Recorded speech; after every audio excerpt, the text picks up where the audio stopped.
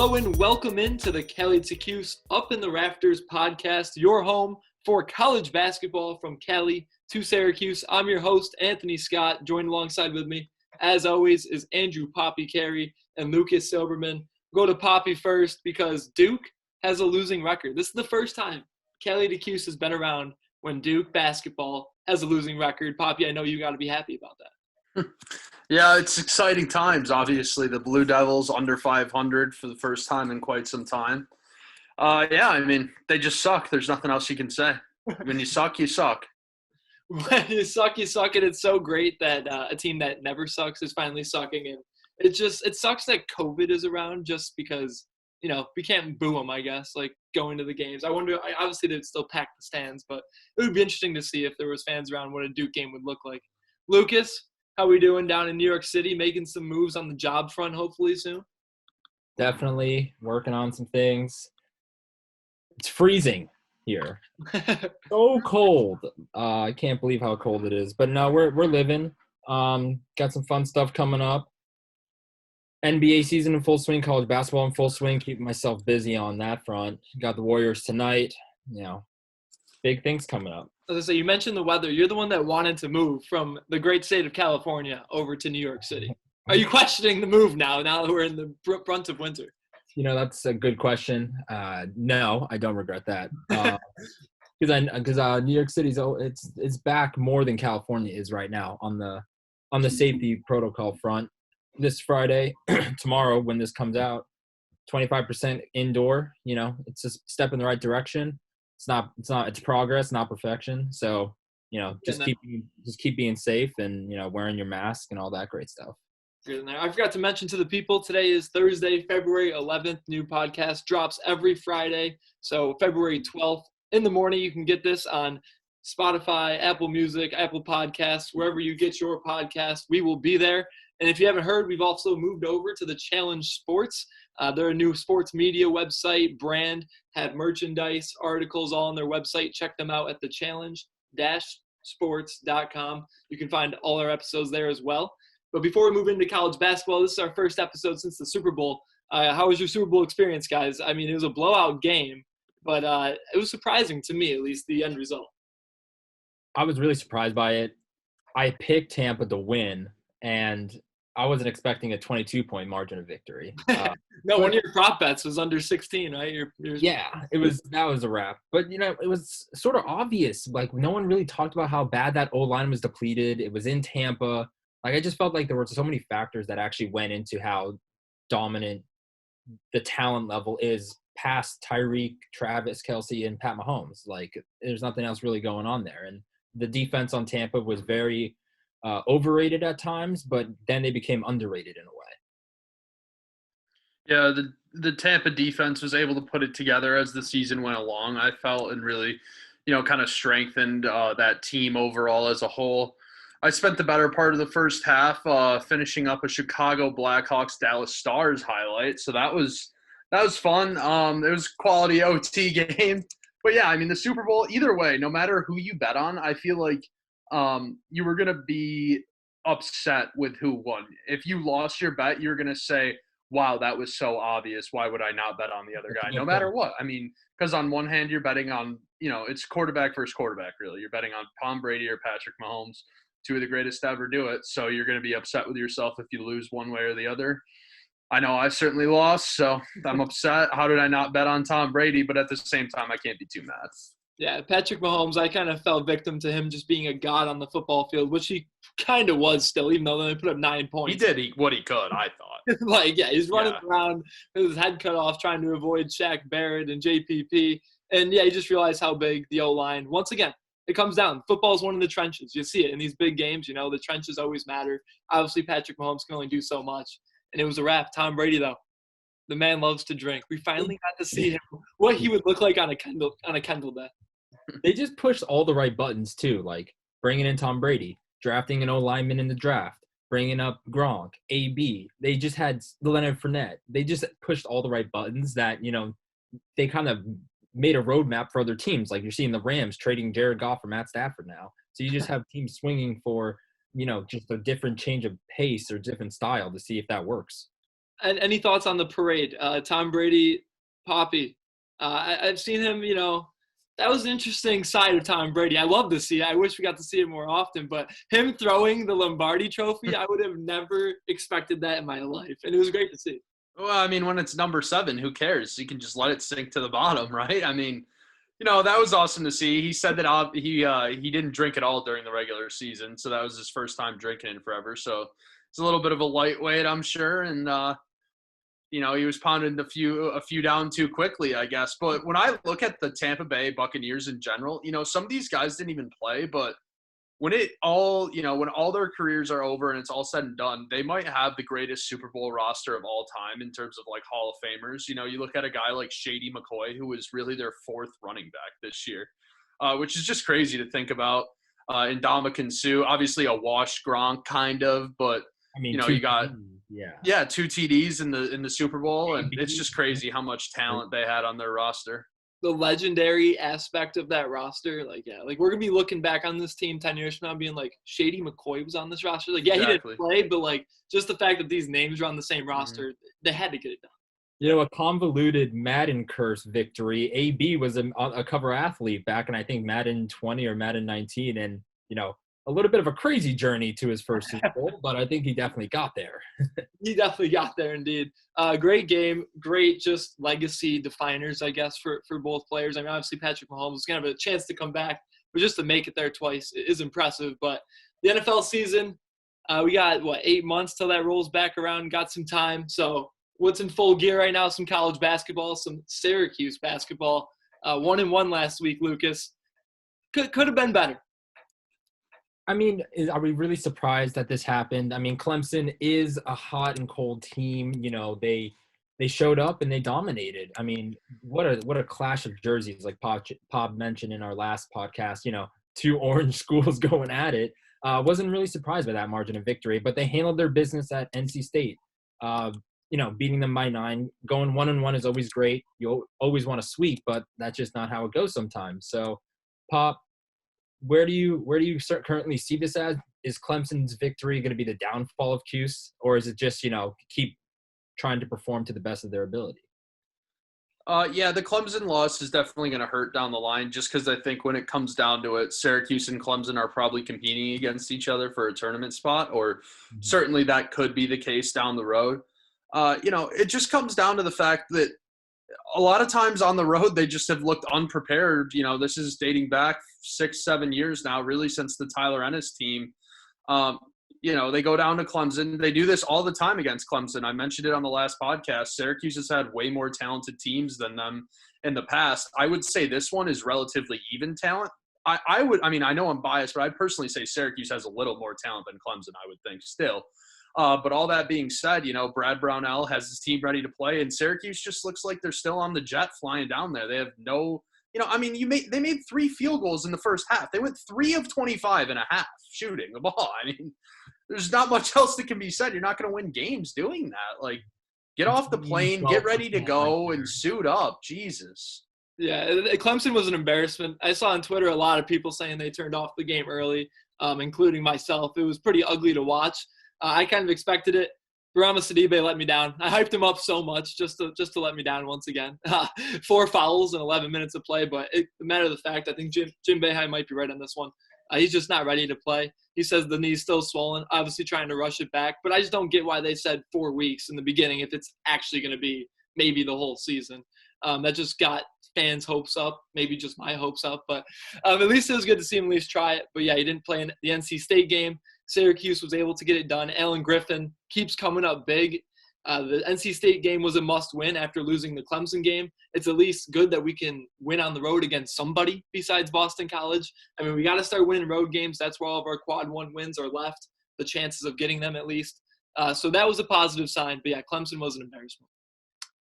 Is it a case where they're just a really bad road team and an amazing home team? Can you just chalk that they're pretty much going to sweep their home games and going to lose every away game and just bank on that? I think the team is getting better. I do. I think because Kadari is slowly getting more minutes. Merrick Dolja at the 5 is always going to be a problem. It's always going to come down to the 3-point shooting at the end of the day, if I'm going to be honest with you. And besides that, I just think Kadari gives us a better chance to win. So maybe we will squeak a win against Georgia Tech or Duke on the road. We'll start winning some of these close road games. Maybe that's the difference. And that would be the difference probably in us getting in the tournament. So I think we are improving. But obviously being at home, it's a lot easier. I think they're just the epitome of average, really, when it comes down to it. I mean, they just show up some games and then they don't. If the threes are falling like they did against NC State at a relatively efficient rate, then they're going to look a lot better than they do when they're not falling. So I don't know. They're just so hot and cold, up and down. Every week it's a 1-1 split, which ultimately won't get it done. So, you got to try and win 2 games in these weeks here coming up. Bunch of road games coming up, opportunities for quad 1 wins.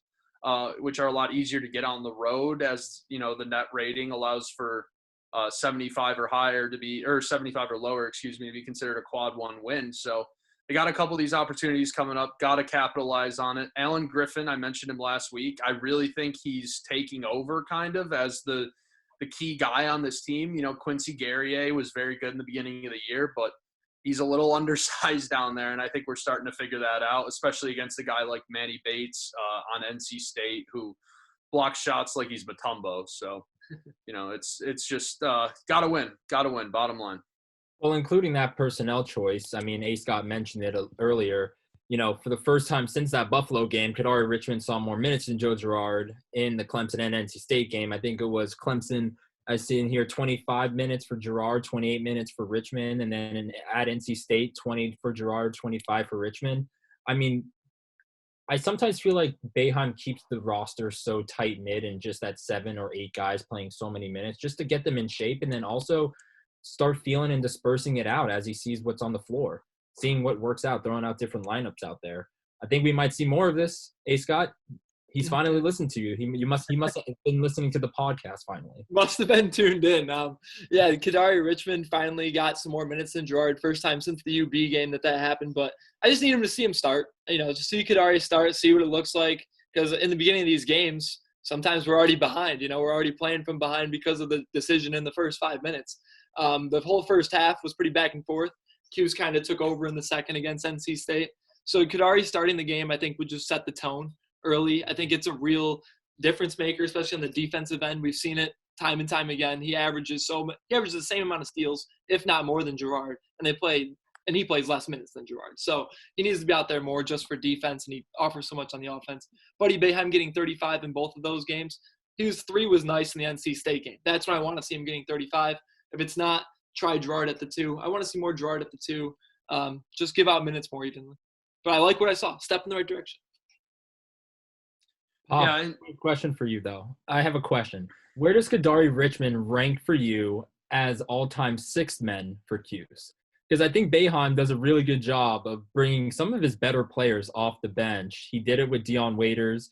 He did it, I think, wasn't Gillian? MCW took a year to get – Gillian. Wasn't Gillian off the bench sometimes too a little bit? Mm-hmm. I don't know. I just feel like sometimes he likes those X-factor players. So Kadari Richmond, could he be one of those players for Cuse? I mean, I think to an extent he is. MCW really didn't play much in his first year and then started his second year. The gold standard is Dion Waiters and Chris Joseph for 6 men. Dion Waiters and Chris Joseph came off the bench. So Dion Waiters got 6 men of the year in the Big East in 2012. 2010, Scoop Jardine and Chris Joseph came off the bench. One got 6 man of the year nationally. The other got 6 man of the year in the conference, which is unheard of, So that being said, obviously those 3 examples are a little, better than Kadari Richmond, but Kadari Richmond also might not be getting the same amount of minutes that they were getting during those seasons, which is so key. There's stats out there, and last week we didn't really get to touch on the podcast because there was an article that came out on ACCsports.com after our podcast, but essentially Syracuse is a tick above average with Joe Girard on the court. They're outscoring their opponents by about 20 points on the season with Girard on the court, while in Kadari Richmond's limited minutes, which is around 400 minutes on the season, the team is like a plus 75. So clearly there's just, there's a ton of stats to back it up. Kadari Richmond is doing things that are unheard of per 40 minutes defensively, 3.8 steals per game and 2.5 blocks per game defensively per 40 as a guard is just, that kind of stuff changes the game and allows you to get out in transition. You need to play it. He's a spark plug. Why don't you start the game on fire and put him in there, Jim? Yeah. Yeah. I mean, you guys all make valid points. Those are all valid points. I'm just wondering. I mean, Kadari Richmond, maybe it's the pressure would be too much on him as a starter, and maybe he just comes in here and wreaks havoc. I think Boeheim six-man is also partially intentional because there's no reason Deion Waiters especially should have been coming off the bench. Yeah. I mean, the man was a number 4 pick. He's trying to keep him around as long as he can at Syracuse, I think. I don't even know if it's necessarily that. I mean, those situations, those teams are so talented too. You're starting Brandon Trish and Scoop Jardine over them, 2 veterans who had been there for a long time. So it just kind of worked that way. But now especially, I don't even need Kadari to start. I'd just rather see like a 30-10 split. Like if you want to start Gerard and pull him right away, go for it. That's just pointless. That's just pointless. Yeah. Get him a couple of shots, but, hopefully we continue to see that down the road. I mean, now they got this week, Saturday, they have a home game against BC, and then Wednesday at Louisville. So, I mean, what are your expectations for these? I mean, it's another – and we say this all the time, A.Scott, do they have to go 2-0 here? And when are they going to start going 2-0? Yeah, they don't need to go 2-0 this week, but it has to happen one of these weeks. So looking at their schedule ahead, their quad 1 wins are going to come on the road. Their hardest one, their most difficult road game is this Louisville game. So no, I'm not expecting them to win that. Duke and Georgia Tech, circle those 2 games. Honestly, we made fun of Duke at the beginning of this show, but we need to be cheering on Duke as Syracuse fans because right now they're 75th in the net ranking. And for them to be a quad 1 win, they have to stay inside that top 75, and we have to play them on the road, which we're set up to do. That is true. I guess we're a little bit of Duke fans, but yeah, Louisville, if we win, amazing. I just wish, looking back at the schedule, we got one of those wins against Pitt. I think that would have boosted our resume a lot, and now we're going to be scrambling for this quad 1 win. Not that Pitt would have been a quad 1 win on the road, they would have been, but just beating them once would have been big. Would have been nice to hold on to an 18-point first-half lead against the team. Yeah, there's no doubt about that one.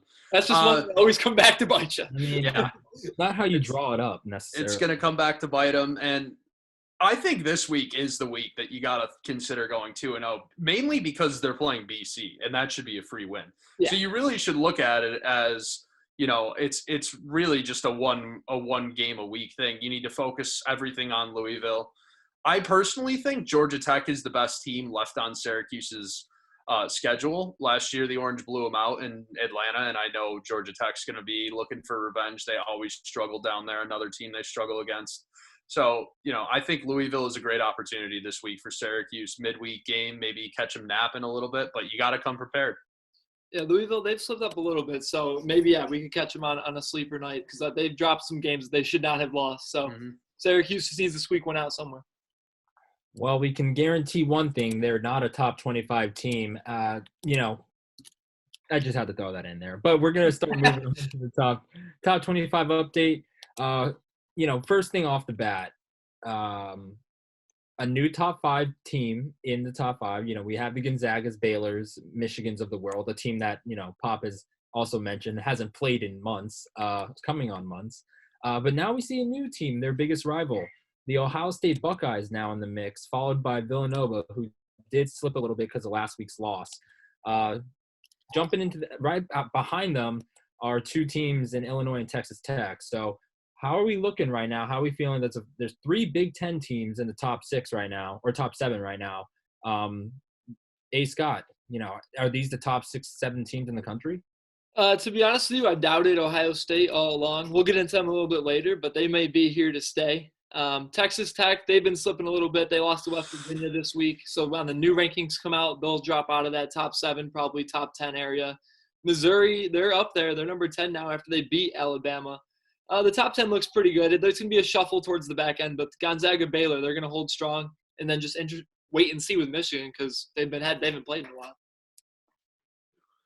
Yeah, in terms of, the top 5 teams in the country with Gonzaga, Baylor, Michigan, Ohio State, Nova, I think for the most part they got it right.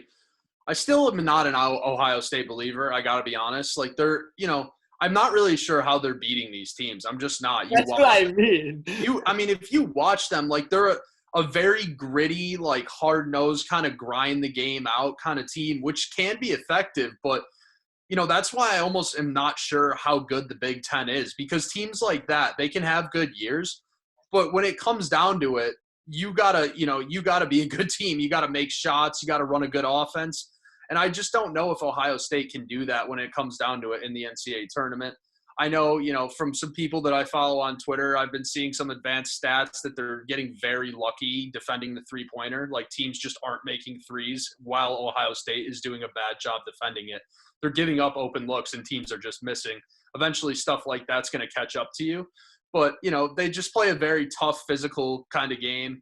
And it's impressive that they're in the top 5 because I don't think any of us going into this season pegged them as a team that would be there.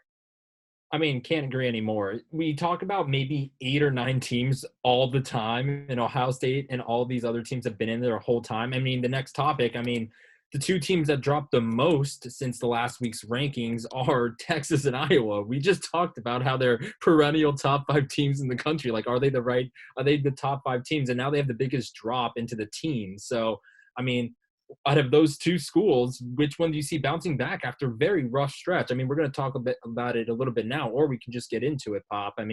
Iowa and Texas, like 2 formidable teams that we thought were going to be there, are now going to be out of the top 25 with a couple more losses here. Yeah, we really like both those teams, especially that Texas team. I think we were all pretty high on them. Yeah. They've been dealing with some really poor ball handling from their guards. I know over a 3-game stretch from their loss against Oklahoma State, and then the 2 games prior, they had committed 50 turnovers in those 3 games. That's not going to win you games, bottom line.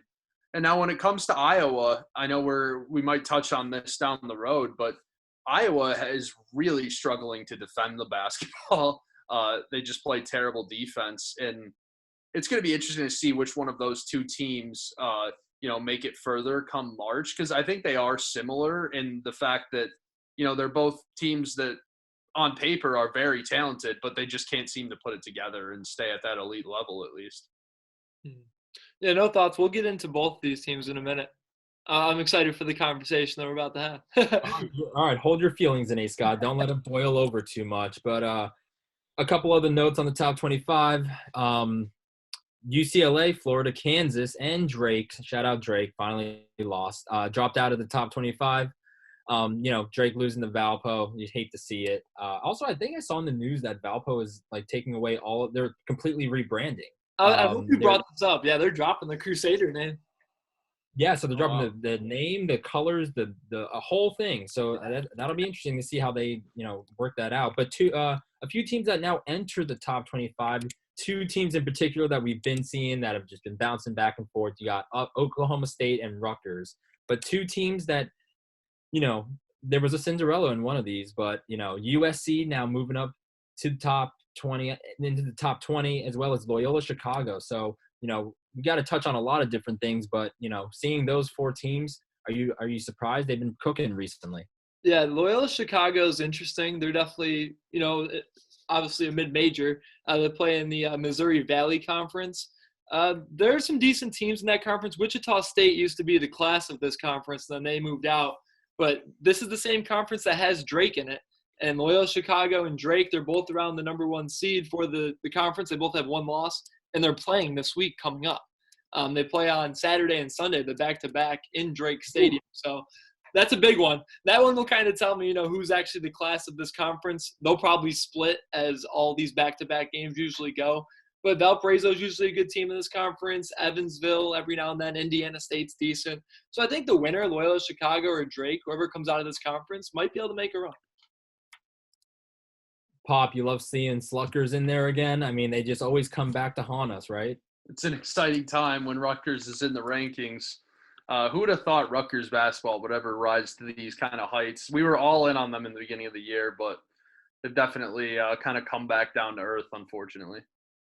Well, moving on, teams that we usually see there aren't there, such as the Dukes, the Kansases that just dropped out, Michigan State, UNC, and Kentucky. And A.Scott, are these guys any threats moving forward, or should the NCAA be worried about them missing the tournament, actually? Do you want to dive into that? Yeah, it's interesting. Kentucky, Michigan State, they're definitely on the bubble. Kentucky's not getting in. Michigan State, Duke, they're on the bubble. Kansas. You don't have to rub it in. I already know that Kentucky's not making the tournament unless they win the SEC tournament. Right. Don't sleep on Calipari and what he's got up his sleeve. But Kansas, they're definitely in. UNC, they're in, but they're not really threats. These teams aren't going to be getting the top 5 seeds. No one's going to really be pushing for them to make the Final Four. At least I won't be. And that's usually what the NCAA tournament. A lot of fans like to see the Cinderellas, but most of college basketball fans are Duke fans, UNC fans, Kentucky fans. So with those teams not in it, maybe viewership will be down. I know the NBA is struggling with viewership. And just from talking to my friends who usually are into college basketball at least a little bit, seems like there's very little interest in the sport this year. And I think without these blue blood teams, I think not having one of them is fine. But when you have all 5 of the blue bloods really having down years, it's going to be interesting how the NCAA tournament shakes out. I think it's going to make it more exciting for me, the fan that really loves college basketball. For the casual fan that doesn't know anything about these other teams that are in it, it'll be interesting. Yes, it will be interesting to see how that shakes out. I mean, just losing Duke alone really is just such a huge blow to the tournament, obviously. So hopefully the committee realizes that they're not good enough to put them in and don't subject America's general public to watching a terrible basketball team like Duke is this year. But all this being said, I think there is a little cause for concern there. The one saving grace maybe could be that the games are being played on Friday, Saturday, and Sunday, Monday. That extra day of, kind of a weekend for viewership could help. But I'm kind of, reaching here to try and see the positive light for the NCAA. I think they could be in some trouble. Live sports in general, people just haven't been watching during the pandemic, which has been kind of interesting to see. You would think that's the exact opposite, but even the NFL has been struggling with their ratings. I'm going to put out a total guess, total theory. I think it's because streaming. I'm going to go with just the fact that you could stream and binge watch an entire show now instead of watching it once. And now you have nothing to watch until the next episode comes out. So now you can just binge a show. You might as well do that instead of watch sports. I think a lot of people would prefer to do that now. It's just a theory. That's an interesting theory. I mean, moving it back to like the blue bloods, I mean, there is still some opportunity for the ones that are going to make the tournament to make some noise. I mean, talent usually does do well in the tournament, and experience, and who has been there more than like the Bill Selfs of the world, the Roy, I'm forgetting his last name. Roy Williams. Whatever, Roy Williams. And so like I'm not too nervous about how these teams are going to perform, and maybe the fact that every game is staggered in a way that you just watch one game at a time instead of you get like 2 games on top of each other, then you get 4, and then you're like all over the place in the tournament. You have to see each game individually, so hopefully that'll draw some more interest if you just drag it out on top of it a little bit. I think it could be interesting, and for our audience, like, we're going to be locked in. We're going to be busy for those 4 days just watching the NCAA tournament. Like, who's kidding ourselves that we're not going to be tuned to our TVs the whole time? So I'm not too worried about it, and hopefully make some money on it. Exactly. One team that you may want to steer away from, though, we've been pumping them all year long, but finally they seem like they have hit a wall and are starting to crumble. In the Big Ten, a conference that we talked up beginning, and now we're kind of having our doubts about the Big Ten, but Iowa, they started out 12-2. Were ranked in the top 5 for a few weeks, and now they've lost 4 of their last 6 games. Are they really still a threat to make a deep run? Luka Garza, he's still the favorite to win the Player of the Year award, so is Iowa still a favorite to make the Final Four, Lucas? I still think you got to consider them. I mean, we were talking about rankings and efficiencies and how teams are playing, and Iowa does have one of the best offenses in the country, led by Luka Garza. We complain that he's only averaging 21 and 8. Like, those still very good college numbers to get the job done. Over his last 6 games, he had 21 and 8. So, like, and people are like, oh my God, he's having a decline. It's like, no, that's still very, very good.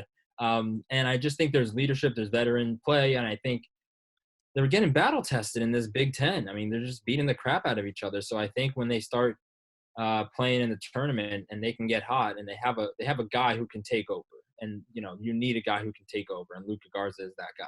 So Lucas still believing in the Hawkeyes in the Big Ten. Papi, are you seeing through this Hawkeye squad? Yeah, so this Iowa team, I really was high on them in the beginning of the season. Suddenly their defense has been struggling a lot in Big Ten play. C.J. Frederick, one of their guards, has missed some time recently, which has contributed to them losing some of these games, obviously. He's a quality shooter and a piece that they'll miss. But I just really think they have a lot of problems defensively, man. 222nd in defensive efficiency in the country. That's really concerning, obviously. Luka Garza, while he does block shots, he's not exactly like the rim protector that strikes fear into the opponent's hearts, I guess I should say. I mean, that being said, he does average close to 2 blocks a game, but I just don't think that laterally they have the quickness to stay in front of a lot of guards. And therefore, when they're getting to the rim, Garza, I mean, he can't get in foul trouble. They need him, so he's forced to back off a little bit from trying to defend their shots, and that's what's hurting them. Yeah, I think you hit it right on the head. Everybody's asking, why isn't Luka Garza going to go top 10 if he's so good in college? And it's because of his defense, a big part of it, and just his quickness, which obviously is a big part of defense, is beating your guy to the spot. Luka Garza is big, physical. He's going to be solid down low. But against a big that's agile, quick, can play those back to the basket, hit you with a nice spin move, the talented bigs, I think they're going to have his way with Luka Garza. And just the overall team, as good as they are in offense, defense wins championships.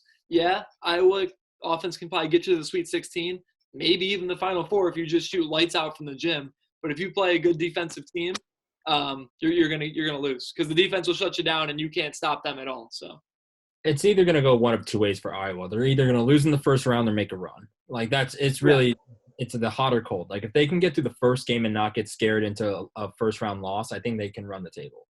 Yeah, because everybody on that team can shoot threes. Like, realistically, they're one of the few teams that could put up 100 on any given night, which is scary. From a team struggling in the Big Ten to a team that is red hot, raging right now, the Ohio State Buckeyes, looking like their football team out there, ranked 4th in the country, and they've been extremely hot since our last pod.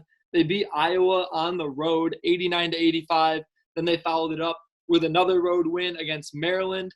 And that makes 5 in a row for Ohio State, 8 of their last 9. This team, we kind of mentioned a little bit earlier, they weren't expected to be up here in the top 5, but you got to kind of put them on the map now, Papi, right? Definitely got to put them on the map. I mean, they're a team that we're not too high on this podcast, but as I watch them more and more, they just find ways to win, kind of grind games out, and it's impressive to watch.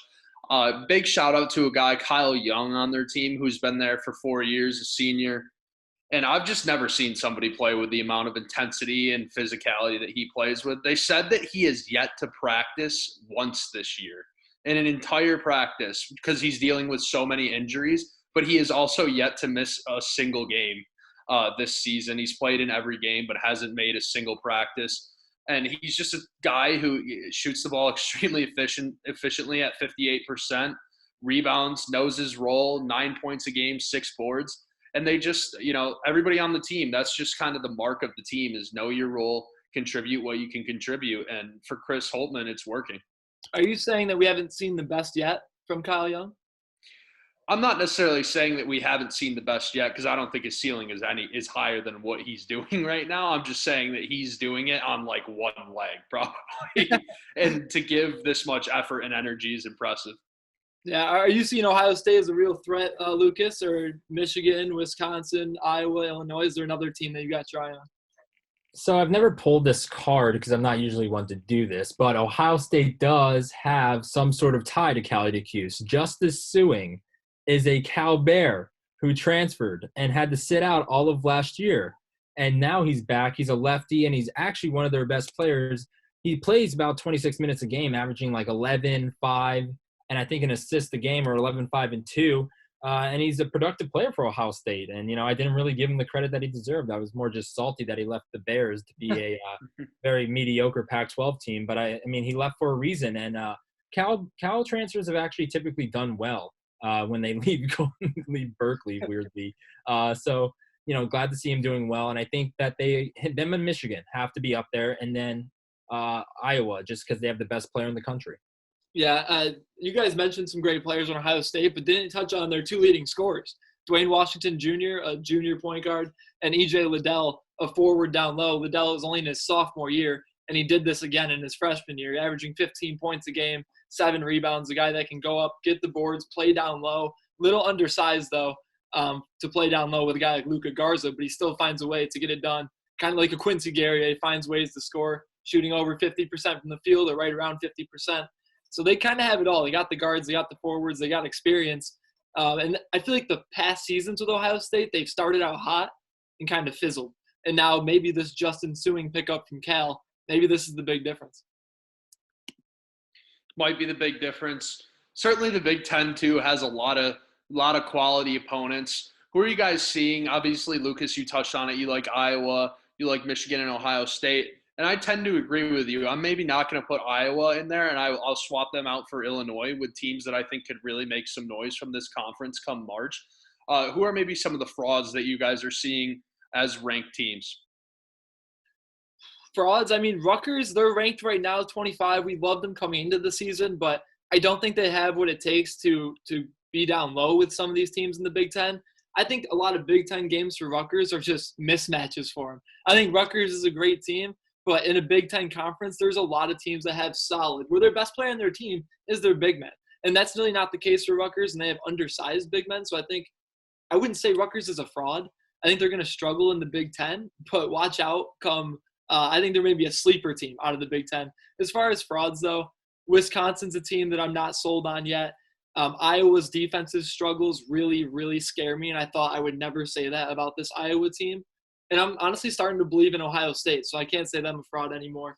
I like Ohio State, Illinois, Michigan as the top three where they stand right now. Yeah, my answer was going to be the one that frustrates me the most gambling-wise, and I would probably say Wisconsin. Can never understand what kind of team is going to show up on a particular day. That's really what it comes down to. I mean, they all just beat up on each other. Like it's, like we could just be talking about next week how, Ohio State went from 5 to 20 because they just lost a couple games in a row. I will say the Big Ten is actually probably perfected the formula the best out of any of the conferences in terms of games wise. I mean, I feel like they play every single day. I felt like Iowa played like 4 times last week, and I saw Iowa's played like so many games and gotten a lot of chances to see them play, which is going to be useful come tournament time, just when the bracket comes out. So it's all about the board. Who knows what's going to happen, and if one team has a particularly clear path, whether it's Illinois, Iowa, Michigan, or Ohio State, I'll take that road there for sure. Any frauds for you, Papi? I really am not too high on that Wisconsin team as well. I can't figure them out either, and as a result, I'm not going to be having them going too far come March. I'm coming around on Ohio State. I really am. Iowa, their defense, we mentioned it. It really does scare me. I could see them winning a couple games in the tournament, but I don't really think they have what it takes to make a deep, deep run.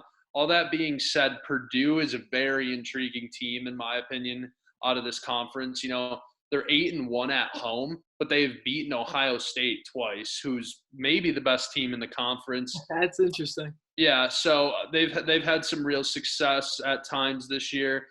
They also rely on a lot of big men, but we'll see how they fare come tournament time. I think Purdue is kind of a sleeper team that not a lot of people have talked about in the Big Ten this year that is towards the top of the league. We covered a lot of this conference. One team no one touched on was Indiana, who's kind of coming around, winners of their last 2, 3 of their last 4. Trace Jackson Davis is a star over there. I saw him play.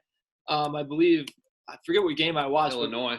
Yeah, the Illinois game. Yeah, and he's definitely a baller down there. Indiana's another maybe sleeper team out of this conference. Very, very deep conference. But again, it's so hard to tell because the only games we're really seeing them against are against each other, and it's an interesting year.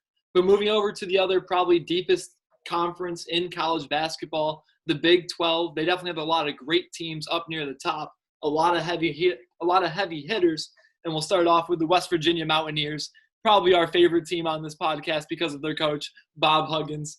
We just love him over there on the sidelines, his look, just a great grinded-out coach, and they really haven't needed to grind out wins because these last 2 games since our last pod, they won by 12 against Kansas and then really surprised everybody, beating Texas Tech by 11 on the road in a game they controlled all the way.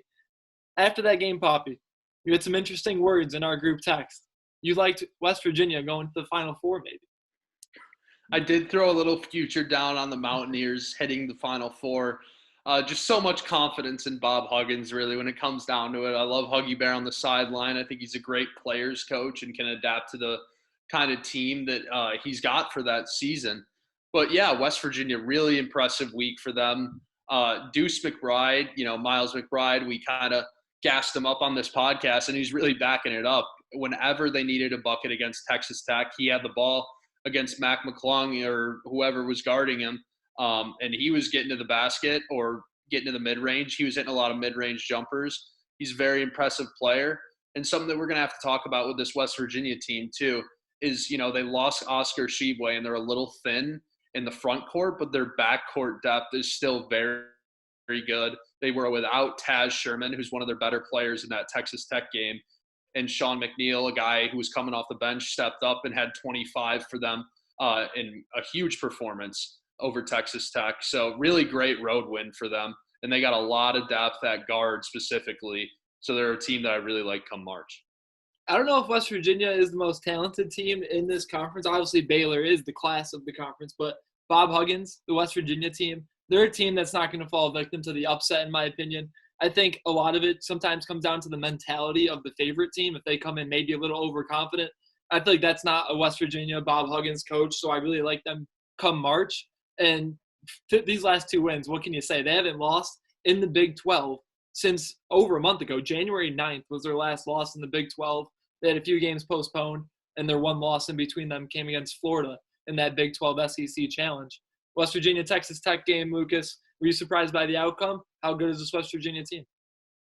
We just gave a moment of silence for Chris Beard, who had a pretty interesting storm off the court. In frustration, I mean, he had to dap up Bob Huggins at the end, and I think it was just, outclassed, outplayed, out-hustled. Bob Huggins just got the upper hand of a very good rising coach in the Big 12 and in college basketball, and Chris Beard. Frustrated the hell out of Mac McClung. They have depth in that guard, and for the guards, which is where most of the success happens from in the tournament. I need to see them play Baylor again. I want to see if they can adjust. I think they did play already, or they haven't played yet. No, they're back-to-back, but it looks like it might be postponed. Baylor has COVID. Yeah. So another great Baylor. All these great games are supposed to play back-to-back against West Virginia. Going to play against Gonzaga. They're all getting canceled. Could it be a smart thing for them just to hide away from the pressures and be like, oh yeah, COVID, we got No, it. they definitely want to test them against the best teams in the country. So I mean, back to West Virginia, just a very very good team. Bob Huggins, we trust in them. There's so many good storylines across all Big 12 teams. Texas with Shaka, West Virginia with Bob Huggins. Then you got Bill Self at Kansas, Texas Tech. You got Chris Beard and Mac McClung, and then you have the highest class of them all in Baylor. So, there's so many good storylines across all of them. I can see them all being very successful in the NCAA tournament. Yeah. West Virginia, I also think they have a little chip on their shoulder from losing Oscar Tshiebwe. Just kind of want to stick it to them, go out there and just go on a run. I mean, who knows why Tshiebwe really left the team. I'm not too sure on the backstory there, but it would be nice for West Virginia to make a run after losing one of their best players. And one team that's really struggling in the Big 12 since our last podcast is a team that we gassed up in the beginning of the season, at least I did, thought they could compete with Baylor. And since they lost to Baylor, they pretty much went on a downspin. They were out their coach for a little bit. They've lost 4 of their last 6 games, but all of them were to good teams. But really, those are the only teams you're facing in the Big 12. They've lost to Texas Tech, Oklahoma, Baylor, and Oklahoma State. A lot of guard depth, which we like. I'll go to Lucas on this one. Is this just Shaka being out, a little COVID scare, or are we really worried about this Texas squad moving forward? It's a good question. I mean, we were just talking again how they were a top 5 team in the country. And I think that it's just the wear and tear, and I think Andrew Jones is, can only do so much for them. They also have some good bigs, and they just need to, lock in better defensively. Shaka Smart is a defensive-minded coach. I think he needs to just get them in order a little bit, really. Papi? I think the COVID issue with Shaka Smart, I mean, I don't think that helped them by any means. That certainly is an issue when you're playing other top 25 teams, something to watch out for as they progress throughout the season. But I'm a little concerned about Texas. I think they just rely on the 3 a bit too much, and I'm not sure how good of a 3-point shooting team deep down they are. They really should have won that Oklahoma State game. Somehow I bet Oklahoma State live to cover a number when Texas was looking terrible. And then Oklahoma State started looking terrible, and Texas couldn't take advantage at all. They shot 5 of 35 from 3 as a team in that game in their overtime loss to the Cowboys, and that's just not going to get it done. I mentioned the turnovers too for their backcourt over that stretch of 3 games. It was around 50, which is way too high. And I think, they need to prioritize getting the ball to their bigs. You mentioned it, Lucas. They have some solid big men, Kai Jones, especially Jericho Sims. Jericho Sims is a pogo stick on the block, crazy athletic at 6'11". He'll dunk on anybody.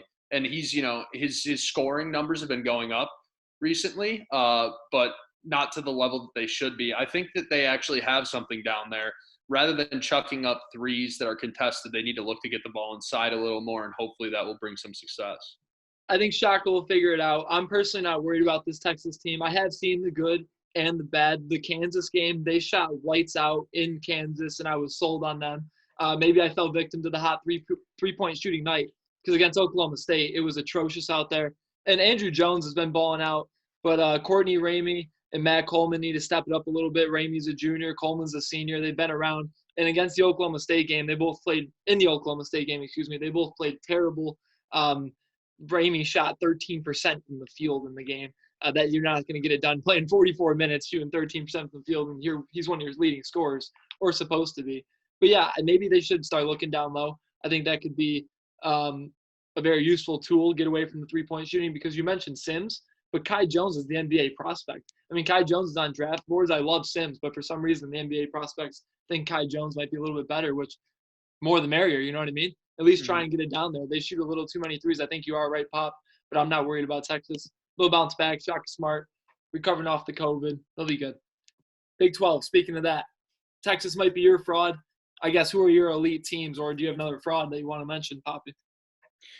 The elite teams for me, really when it comes down to it, it's Baylor, it's West Virginia, and I'm not going to call them elite yet, but I really like Texas Tech still. I just think that they have a great coach in Chris Beard, and I think their roster is a little more complete top to bottom than Texas. I like this Texas team, but I don't think they're frauds, but I'm just not sure what to think of them now after this little struggle that they've gone through. We mentioned they're playing some quality teams, but it's just it was a little concerning. That Oklahoma State game, I was not impressed with them at all. I thought they would find a way to win. A good team, in my opinion, would have found a way to win that game, and they couldn't just pull it off, unfortunately. But really like Baylor, really like West Virginia, and Texas Tech isn't there yet, but I think they could be very soon. Lucas? I would probably say my two teams that I would probably say are – I would even cut it off at Baylor and West Virginia and just call it those two. I think those are the two premier. There's too much muddling going on between Texas Tech, Texas, and Oklahoma State and all the other teams. I think you just cut it off. Baylor and West Virginia is a little bit under that, but that's still those are the two elite teams. Mm-hmm. Yeah, Baylor's in a class of its own. If I had to put a team near there, I thought it would have been Texas, but West Virginia, they seem like the more consistent team, so I guess I would stick with them. We haven't mentioned Oklahoma, and Oklahoma's very good as well. Do not sleep on this Oklahoma team. They got a couple experienced guys over there. Their point guard, Reeves, can really do everything for the Sooner squad. Kansas, I guess, is my fraud. I think we could see them going out early, which would be a shock to teams. And honestly, I love Texas Tech. I think Texas Tech on paper, when you watch them play, their flow of the offense is beautiful. They have the names, the stats to back it up. But I feel like they are just always in close games. Whether they win or lose against these top mid-range opponents, it always seems to come down to the wire. And in the tournament, I feel like that's going to bite you and could bite you in an early round, although I do like Texas Tech. But I'm not sold on them. But they do have the talent, and Chris Beard knows how to get it done. Chris Beard knows how to get it done. I really like that Oklahoma team, too. I almost forgot about them. They're one to watch as we approach March. I think they're only getting better. This is a team that's really turned it on. They lost by 22 in the beginning of the season to Xavier, and they just keep getting better and better with Reeves. Davion Harmon can really stroke it from three. I think that Oklahoma is a team to watch out for. But you're probably right, Lucas. When it comes down to it, we should probably focus on Baylor and West Virginia. Yeah.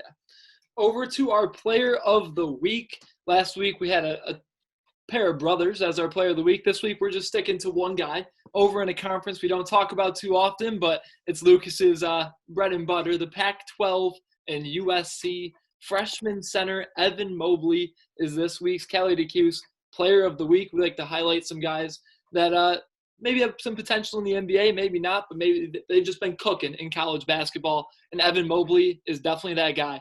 As a freshman, 16 points a game, 9 rebounds, 3 blocks. Papi, is he the next Rudy Gobert rim protector that we're about to see in the NBA? I think he can shoot it a little better than Rudy, but I'm not sure if he is the next elite NBA rim protector. 3 blocks a game is pretty impressive, though. 7 foot, 210. He's got to put some muscle on, but Lucas, you're a West Coast guy. What do you know about Mr. Mobley here? Yeah, this guy, he's been committed to the University of Spoiled Children for a couple of years now, and that could have been planted a little bit just because his brother, Isaiah Mobley, is a sophomore there, and also one of the assistant coaches is a family member. I might say even his dad, if I had to take a guess. So the ties for USC to bring in an elite talent that won multiple state championships in California, challenged a lot of those really top-notch schools. And actually, I think he went a year early, producing great. I mean, one of the craziest games that I saw that he did was against Utah, and he played 31 minutes. They won by 18, and he didn't attempt a field goal. He had 3 points, and they win by 18. And I think he had 3 points, 5 rebounds, and 3 blocks. You can say that he was not a factor, but he didn't even attempt a field goal, and they won by 18. Speaks to what he can do on the court defensively. And a really, really great prospect, maybe like a little DeAndre Ayton type of vibe. Ooh, yeah, he's a top 5 pick, projected by a lot of scouts going into the NBA draft. Obviously, a one and done player, Papi. And you gonna throw out any comparisons? I like the Ayton comparison. I'm getting a little Miles Turner vibes. Maybe he could end up becoming a little better version of Miles Turner. He hasn't really shot a lot of threes yet so far, but he is 7 of 23, which is about 30%. So he definitely has the ability to make them. And, the big number for me is that 72% from the free throw line. He's gotten there a lot. He has 102 attempts on the season, so that's a good sample size. And clearly, that's big for the next level. If you're a big man, you're going to get fouled a lot. You got to be able to knock down your free throws. So he'll certainly be a huge asset for a lot of teams in the NBA.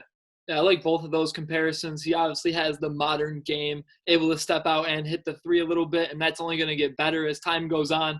I think whatever team gets him in the NBA is going to be pretty happy.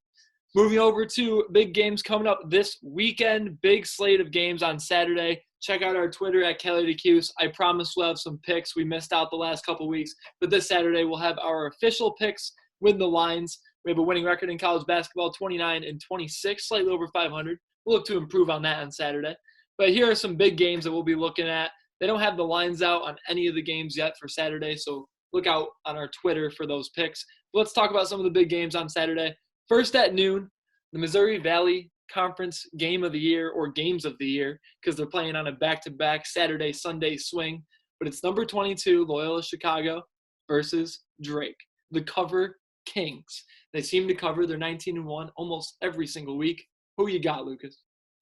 I'm going to have to go Drake on this one. I mean, Loyola Chicago just became ranked. I think they may be due for a letdown here. I mean, Drake has been it's at Drake as well, so that definitely is a factor. And I think Drake is here to stay. I think they lock in a really solid win to secure their spot, regardless if they win their conference tournament or not, and beating a really quality team like Loyola Chicago. Yeah, Drake actually might they're definitely going to get 20 wins on their record, which not many teams are going to be able to say at the end of the year, Papi. Not a lot of teams are going to be able to say that. But Drake is not able to say that they have made a long, deep run in the NCAA tournament recently, which Loyola Chicago has, and they still have a couple players left over from that run, namely Cameron Krutwig. This is obviously the Sister Jean run from a couple years ago with Loyola Chicago. How could you forget? I can't believe there's still players there.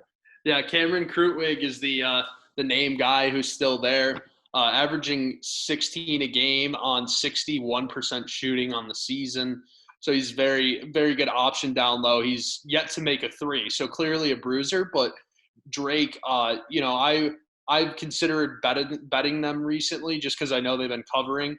Was monitoring. They also played Valpo in back-to-backs. I think this is one of the conferences that's doing back-to-backs always.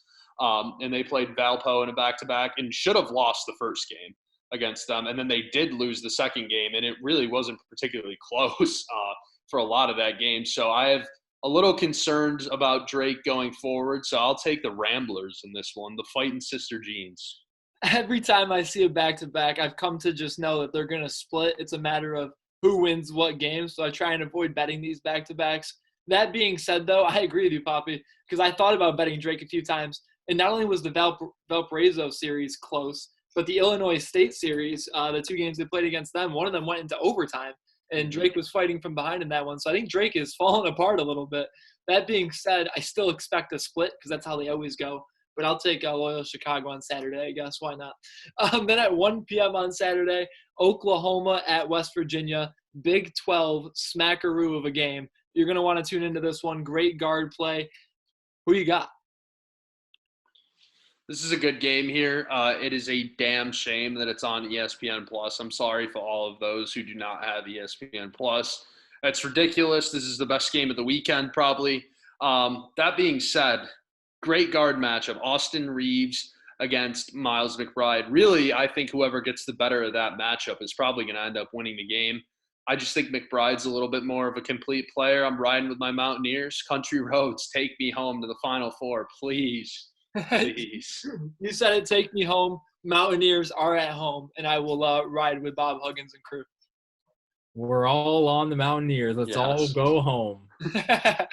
And then at 5 o'clock on Saturday, Big East showdown. Definitely the two powerhouses in the Big East. Villanova coming off a loss. I think they had a game in between, but recently lost to St. John's. They're going to be on the road against number 19 Creighton.